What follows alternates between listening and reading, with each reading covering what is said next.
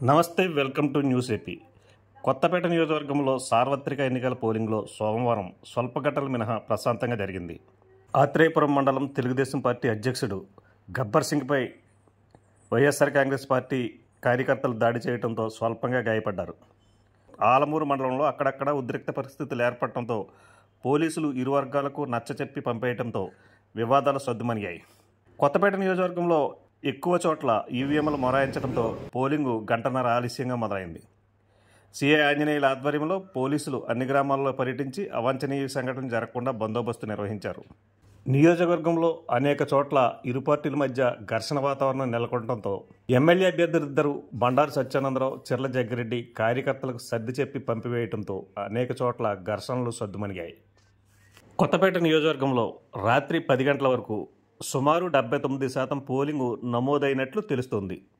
గత ఎన్నికలతో పోలిస్తే ఓటర్లు అత్యధిక సంఖ్యలో ఓటు హక్కు వినియోగించుకున్నారు. ఉదయం 6 గంటల నుండే తమ ఓటు హక్కు వినియోగించుకోవడానికి ఓటర్లు పోలింగ్ కేంద్రాల వద్దకు చేరుకున్నారు. కొత్తపేట నియోజకవర్గంలో జరిగిన భారీ పోలింగు ప్రభుత్వానికి వ్యతిరేకమా లేక అనుకూలమనేది తెలియాలంటే ఇంకా 20 రోజులు ఆగాల్సిందే.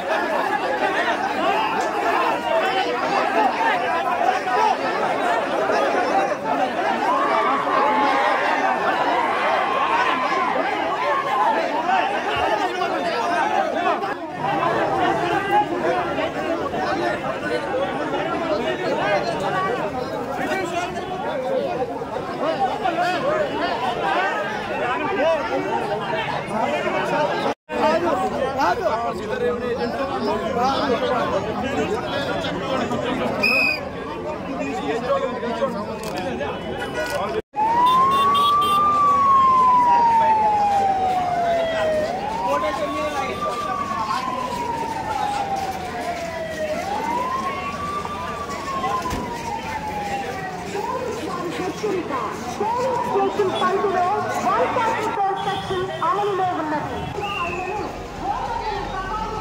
పనులు చేయాలి.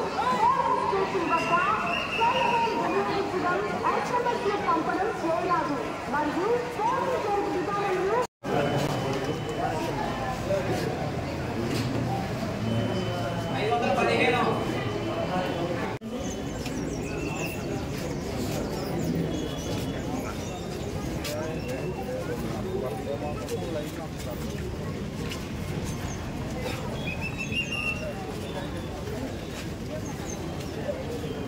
మీ నాన్నగారు అయిపోయింది.